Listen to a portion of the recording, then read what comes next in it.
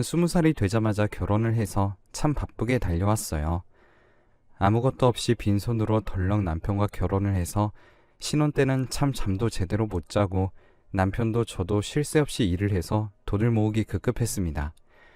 남편은 삼형제 중에 막내였었는데 첫째 형은 판사에다 둘째 형은 의사였는데 본인은 영 공부에 관심이 없어서 대학 갈 성적도 안 됐지만 부모님도 남편이 공부를 하지 않았으니 위에 형들처럼 풍족하게 지원을 해주긴커녕 공부도 안 할 바엔 집에서 나가서 살라며 20살이 되자마자 내쫓기듯이 집에서 나와서 살기 시작했다고 하더군요. 물론 그 과정에서 부모님의 지원도 없었고요. 남편은 그 후로 원양어선도 탔다가 장사도 했다가 온갖 일들을 다 해봤다고 합니다. 그러다 절 만나서 결혼을 했지만 저도 저희 집안도 돈이 없으니 정말 막막했어요. 저희 집안은 제가 중학교 때까지만 하더라도 그 동네에서 가장 잘 사는 큰 2층 집에서 살았었는데 아버지의 사업이 부도가 나는 바람에 순식간에 집이 망해버렸었거든요. 그래서 저도 그 어린 나이부터 이런저런 돈이 될 만한 일들은 모조리 하면서 자라왔습니다. 이런 가난은 최대한 제 아이에게 물려주고 싶지 않았거든요. 그런데 그 와중에 또 아들이 생겨서 아이 분유값과 기저귀 값을 벌려면 저도 집에서 부업을 하고 남편은 하루에 4시간만 잠을 자가면서 돈을 벌었습니다. 그때 당시에는 너무 힘들고 바쁘니 제가 운이 참 나쁘다고 생각했어요. 그런데 아들이 복덩이였는지 아들이 태어나고 나서 남편이 적게 투자했던 것이 대박이 나서 저희도 경제적으로 여유가 생기게 되었습니다.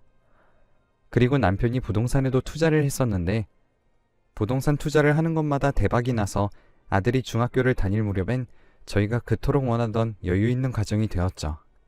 운이 좋았었던 거였어요. 그리고 그 운에는 남편의 성실함도 한몫했습니다.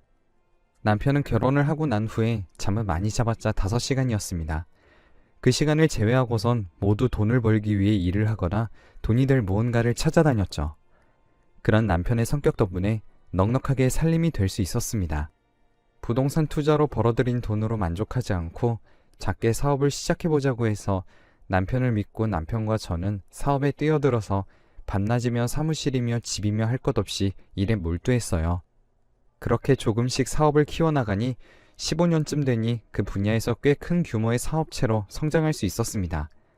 아들은 초등학교 때까지는 집이 가난했던 기억이 있으니 집이 여유로워졌다고 해도 사치를 부릴 생각을 하지 않더라고요. 아들도 남편을 닮아 돈이 귀한 줄 알고 검소함이 몸에 배어 있었습니다. 혹시 공부를 하기 싫어하는 것도 남편을 닮으면 어쩌나 걱정도 했었지만 다행히 공부도 곧잘해서 고등학교 내내 전교권을 놓치지 않았죠. 그리고 이름을 대면 누구나 알만한 명문대로 진학했습니다. 아들은 그렇게 대학을 가면서도 한 번도 저와 남편에게 불평하지 않았어요. 그 흔한 사춘기며 고3이며 그런 시기들도 아이가 워낙에 묵묵한 남편의 성향을 꼭 빼다박아서인지 조용히 속썩이는 일 없이 지나갔습니다. 저희는 아들이 명문대에 입학했으니 기념으로 명품 시계와 외제차를 사주겠다고 하니까 아들은 그런 비싼 것까지는 필요 없다면서 굳이 그런 걸로 사람들 이목을 끌만한 일은 만들고 싶지 않다며 거절하더라고요. 그 후로 아들은 순탄하게 학교 생활을 마쳤고 취직도 순식간에 해냈습니다. 남편과 저는 그냥 저희 회사에 들어와서 일을 배워도 된다고 했지만 아들은 그런 식으로 들어가는 건 공평하지 않다며 다른 곳에서도 일할 자격이 되면 회사에 들어오겠다고 했어요.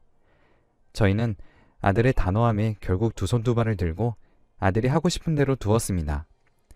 아들의 말에도 일리가 있었으니까요.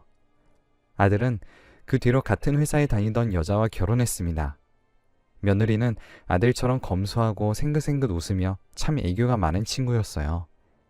아들은 통 애교도 없고 심지어 웃는 모습조차 자주 보지 못했는데 며느리는 완전히 그 정반대였죠. 그런 모습을 보는데 어찌나 예쁘던지 아들에게 며느리를 소개받고 속전속결로 결혼을 진행시켰습니다. 결혼식을 올리는데 안 그래도 선남선녀인 한 쌍이 꾸며놓고 있으니 제가 다 뿌듯한 거 있죠? 결혼 후 며느리는 저희 집도 자주 찾아와 어찌나 그렇게 애교를 잘 부리는지 남편과 저는 아들네 부부를 보기만 해도 절로 지갑을 열고 용돈을 주려고 안달이 날 정도였습니다. 물론 아들네 부부는 한 번도 그걸 받지 않았지만요. 하지만 그 후로 며느리가 손녀를 낳고 1년도 채 지나지 않아서 아들이 교통사고로 세상을 떠났습니다. 폭주족 때문에 화물 트럭이 급하게 핸들을 꺾다가 저희 아들 차와 부딪혀 사고가 아주 크게 났거든요. 아들은 사고가 있고 12시간도 지나지 않아 뇌사 판정을 받았고 눈과 간 그리고 신장을 각각 기증하고 3명의 목숨을 살리고 저희 곁을 떠났습니다. 저희는 인생을 살아갈 유일한 이유였던 아들이 없으니 남편과 저는 집 밖으로 나가지도 않고 혹시나 자신이 울면 상대방도 울음이 터질까 억지로 참아내며 멍하니 방 안에서 밥도 제대로 먹지 않고 있었어요. 2달을 그렇게 있는데 며느리가 손녀를 데리고 저희를 찾아왔습니다. 그리고 죽은 사람은 죽은 사람이고 자기는 이제 자기 인생을 살아야겠다면서 딸을 데리고 있으면 자기는 새 인생을 시작하지 못할 거라며 저희더러 아이를 부탁한다며 저희 품에 아이를 안겨주더라고요. 아이는 제 품이 낯설었는지 금세 울음을 터뜨리며 자기 엄마 품으로 가려고 발버둥을 치는데 매정하기 짝이 없게 싸늘한 눈으로 자신의 딸을 보더니 그럼 잘 부탁한다면서 그대로 자리를 일어났습니다. 남편과 저는 뭐라도 한마디 할 겨를도 없이 일어난 일에 당황스러워 어쩔 줄 모르고 있었는데 겨우 울음을 그친 손녀가 제 손가락을 잡는데 정신이 번쩍 들면서 손녀를 생각하면 이렇게 살면 안 되겠다는 생각이 들더라고요. 그 후로 저희는 지극정성으로 손녀를 키웠습니다. 어디 가서 부모님이 안 계신다고 기죽지 않게 뭐 하나를 사 입혀도 좋은 것들 중에 가장 좋은 것들로만 골라서 입혔어요. 다행히 손녀는 그 누구에게도 기죽지 않고 씩씩하고 활발하게 자랐습니다. 그렇게 손녀가 초등학교 4학년이었을 때 손녀가 학교에서 돌아올 시간이 한참 지났는데도 오지 않아서 남편과 저는 경찰에 신고하고 아이를 동네방네 뒤지면서 찾아다녔습니다. 그런데 손녀를 찾지 못해서 큰일이 났다 싶어 발을 동동 구르고 있었는데 저녁이 되자 손녀가 너무 아무렇지 않게 집으로 돌아오더라고요. 손녀가 집으로 돌아온 것을 보고서 긴장이 탁 풀리면서 그 자리에 주저앉았습니다. 남편은 처음으로 손녀에게 언성을 높이며 대체 어디에 있다가 이제서야 들어오냐며 손녀를 다그치자 저희 눈치를 슬그머니 보더니 엄마가 찾아와서 엄마랑 만나고 왔다고 하는 겁니다.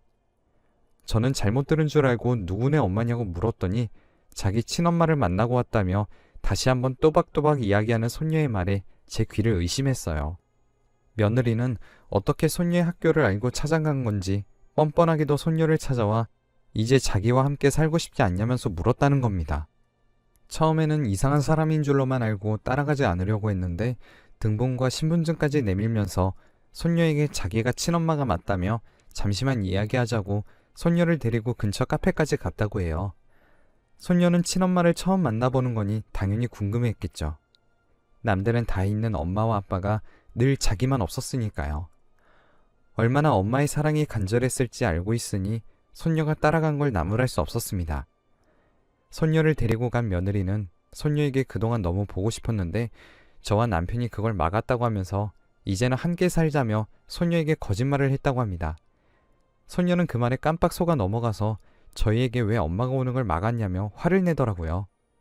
처음으로 저희를 원망스럽다는 듯한 그 눈을 보는 순간 저는 겁이 났습니다. 아들을 잃고 제가 살아가던 이유였던 손녀마저 이런 식으로 떠나버린다면 정말로 살 수 없을 것 같았거든요. 남편도 마찬가지였죠. 그렇지만 손녀가 저희를 원망하는 채로 저희와 함께 사는 것도 손녀에게는 못할 짓인 것 같기도 해서 친엄마와 함께 사는 게 맞는가라는 생각도 했습니다. 그래서 저희는 손녀를 며느리에게 데려가라고 하기로 결정했어요. 대신에 저희 집에서 2주 동안 머무르면서 손녀를 잘 돌보는지 확인하기로 했습니다. 그리고 손녀와 함께 살아보고 마지막까지도 손녀가 자기 엄마를 따라가고 싶다고 한다면 손녀가 원하는 대로 보내주겠다고 말했죠. 그러자 며느리는 그게 무슨 소리냐며 자기가 자기 딸을 데려간다는데 왜 저희 허락을 받아야 하는 거냐며 날뛰었지만 저희는 그렇게 아니면 절대로 못 데려갈 줄 알라며 어디 한번 소송까지 가보자고 하니 며느리는 꼬리를 내리고 저희 집으로 들어왔습니다. 처음에 3일은 어찌나 자기 딸을 지극정성으로 돌보는지 도자기 다루듯이 손녀를 싸고 돌더라고요. 손녀도 처음 받아보는 엄마의 사랑에 굉장히 만족스러워했고요. 그런데 일주일쯤 지나자 며느리는 본색을 드러내기 시작했습니다. 손녀가 등교를 하고 나면 저와 남편에게 이 정도 했으면 충분히 보지 않았냐면서 이제 그만 딸을 데리고 나가서 살 테니 양육비를 보내달라고 하는 겁니다. 심지어 요구하는 양육비도 한두 푼이 아니었습니다. 저희는 어이가 없어서 지금 손녀를 데려가려는 이유가 고작 돈 몇 푼 때문이냐며 화를 내자 며느리는 뻔뻔하게 그럼 돈이 아니면 자기가 무슨 이유로 데려가겠냐며 어차피 결정은 딸이 하는 거니 당신들 의견은 필요 없다고 하더라고요. 저는 화가 머리끝까지 치솟아서 이제 자기 새 인생 살겠다며 그 갓난아이를 버리고 도망쳤으면서 지금 기껏 돌아와서 한다는 말이 아이를 협박하는 데 이용하면서 양육비나 뜯어내려고 하는 거냐며 모성애라는 게 있긴 하냐며 쏘아붙였습니다. 며느리는 이제 될 대로 되라는 듯 그럼 자기는 아이는 필요 없으니 돈이나 달라며 아들이 죽고 받은 보험금은 이제 다 써버렸다면서 자기는 돈만 아니면 딸 같은 건 필요 없다며 아들의 보험금만 많았어도 이런 데 와서 아이 시중드는 짓은 안 했을 거라고 말하더군요. 그 말을 듣고 먹고 죽을래도 너 같은 사람한테 줄 돈은 없다고 소리를 지르며 한참 동안 언성을 높여가며 싸웠습니다. 그리고 손녀가 아무리 며느리를 선택한다고 해도 절대로 보내지 않을 거라고도 했었죠. 그렇게 언성을 높이면서 저와 며느리가 한참 말싸움을 하던 도중에 뭔가가 이상해서 문 쪽을 바라보니 무슨 일인지 아직 학교에 있어야 할 손녀가 현관문에서 울먹이면서 저희를 바라보고 있는 겁니다. 열이 너무 많이 올라서 급하게 조퇴를 하고 집으로 온 손녀가 집에 도착하자마자 저희가 싸우는 소리를 듣고 모든 사실을 알아버린 거죠. 며느리는 손녀를 보고 당황했는지 한참을 쏘아대며 말하던 사람이 꿀먹은 벙어리처럼 아무 말도 못했고 순식간에 집안은 정적에 휩싸였습니다. 손녀는 저와 며느리를 번갈아 쳐다보다 순식간에 뒤돌아 집 밖으로 뛰쳐나갔어요. 며느리는 그걸 보고서 다 망했다며 자기 짐을 싸들고 나가버렸습니다. 저는 며느리고 나발이고 손녀를 붙잡으려 신발도 제대로 신지 않고 뛰어나왔지만 어찌나 재빠른지 이미 골목 안에서 손녀의 모습은 보이지 않았죠. 남편과 저는 온 동네를 뒤져서 한참을 찾아다니다 손녀를 집 근처 놀이터에서 찾았습니다. 갈 곳이 없어 어디 멀리는 가지 못하고 미끄럼틀 밑에서 쭈그리고 앉아 눈물을 흘리고 있더라고요. 어찌나 서럽게 우는지 지금까지 그렇게 운 적이 없던 아이가 숨이 넘어갈 정도로 울고 있는데 그 모습을 보니 제가 더 미안해져서 선뜻 다가갈 수도 없었습니다. 한참을 그렇게 바라만 보고 있다가 손녀가 울음을 겨우 그치며 절 발견했어요. 절 발견하자마자 다른 곳으로 또 도망가려고 하더라고요. 제가 뒤돌아 도망가려는 손녀의 이름을 부르자 손녀는 움직임을 멈추고 그 자리에 섰습니다. 그 사이에 제가 손녀의 앞으로 가서 손녀를 꼭 안아주며 이 세상에서 그 누구보다도 사랑하는 건 너뿐이라고 말해주자 손녀는 또다시 눈물이 나는지 몸을 들썩였습니다. 저도 눈물이 차오르는 것을 겨우 막고 손녀를 토닥이면서 다른 아이들이 엄마며 아빠며 할머니 할아버지가 사랑해주는 것보다 제가 미영이를 사랑하는 게 더 클 거라면서 다른 아이들이 나눠서 받는 사랑을 제가 한 번에 다 주겠다며 저에게 기회를 줄 수 있겠냐고 하니 그제서야 손녀는 겨우 울음을 그치고 한마디 꺼냈습니다. 죄송해요. 라고 하는 손녀의 말에 뭐가 죄송하냐며 너가 죄송할 건 하나도 없다고 했지만 손녀는 자기를 이렇게 사랑해주고 키워준 할머니 할아버지를 두고 엄마를 따라가려고 했었다면서 자기는 이제 평생 할머니와 살 거라고 했습니다. 그 말을 들으니 저도 눈물을 참을 수가 없더라고요. 그 이후로 손녀와 남편과 함께 오손도손 오래 살고 싶었지만 그리 오래 가지 않았습니다. 남편이 전립선 암에 걸려 시한부 선고를 받게 되었거든요. 사실 저희 남편도 나이가 나이인지라 죽음이 그리 멀지 않았다는 걸 알고 있었지만 막상 눈앞에 죽음이 있다고 하니 세상이 깜깜해졌습니다. 치료를 하면 살 수 있을 테지만 남편도 나이가 있어 몸이 허약해져서 그 치료를 버텨낼지가 미지수였습니다. 그러자 남편은 오히려 살기 위해서 발버둥 치다 시간 낭비하는 것보다 그저 주어진 수명대로 살다 가겠다고 했죠. 남편은 오히려 담담하게 절 달래며 자기 재산이 그 며느리에게 넘어가는 꼴은 절대로 못 본다며 재산을 하나둘 사회에 환원하고 저에게 미리 나누어주고 유언장까지 미리 작성했습니다. 손녀의 몫을 부모라는 이름으로 채갈 수도 있으니 손녀의 상속분도 어떻게 해야 할지 모두 방법을 찾아놓았어요. 그리고 남편은 6개월 시한부를 선고받았었지만 그 기간보다 1년이나 더 살고 세상을 떠났습니다. 그 사이에 손녀와 추억도 많이 만들었고요. 그리고 남편의 장례를 치르는데 아니나 다를까 또 그 여자는 장례식장을 찾아와 자기가 아직 재혼을 안 했으니 남편의 재산을 대신 받을 자격이 있다며 기세등등 하더라고요. 그러면서 재산도 상속받을 테니 마지막 가시는 길은 도와드리겠다며 조문객들 테이블에 서빙도 하고 혼자 북치고 장구치며 온갖 일들을 나서서 했습니다. 저는 그 모습마저도 보고 있으니 화딱지가 났지만 남편의 마지막을 소란스럽게 만들고 싶지 않아서 조용히 분노를 삭혔죠. 그리고 이제 유언장이 발표되자 그 여자는 내용을 들을수록 새하얗게 질려갔습니다. 그 여자의 몫은 하나도 없었고 손녀에게 주는 돈도 제가 살아있는 동안은 제가 관리하고 제가 손녀가 만 19세가 되기 전에 죽더라도 손녀가 만 19세가 되어야 꺼낼 수 있는 은행 금고에 넣어놓겠다는 이야기까지 들어있었습니다. 그 내용을 듣자 며느리는 이게 무슨 말이냐며 그래도 유류분은 받을 수 있지 않냐고 화를 냈지만 그 부분도 이미 변호사 상담을 통해서 불가능할 거라는 것을 알고 있었기에 그러면 소송을 걸어보라고 했어요. 소송 결과는 역시 유류분은 받을 수는 있지만 그동안 아이를 키운 양육비를 그 여자가 지급해야 했었기에 그 유류분을 받는 것보다 저희에게 줘야 할 돈이 더 많다는 판결이 나자 그 여자는 입을 싹 닫고 소식을 끊더라고요. 그 이후로 손녀는 잘 자라주어 이제 중학교에서도 친구들과도 잘 지내고 공부도 어째나 곧잘하는지 손녀를 보기만 해도 절로 배가 부른 느낌입니다. 그 여자를 생각하면 어쩌다 그런 여자를 만나서 결혼을 한 건지 먼저 간 아들이 너무 안타깝기도 하고 이해도 되지 않았지만 이렇게 예쁘고 착한 딸을 낳으려고 그 결혼을 했나 생각이 듭니다. 그 이후로 저에게 종종 돈 좀 줄 수 없냐며 모르는 전화번호로 연락이 오기도 하는데 어디 돈을 잘못 끌어다 썼는지 매번 잘못했다며 자기 빚만 갚아달라며 저에게 사정하기도 했지만 손녀에게 한 짓만 생각하면 끔찍해져서 매번 단번에 다신 연락하지 말고 돈을 갈아서 버리는 한이 있어도 당신한테는 줄 돈 없다고 말하는 것이 몇 번 반복되다 보니까 포기했는지 1년 전부터는 이제 그런 연락조차도 없네요.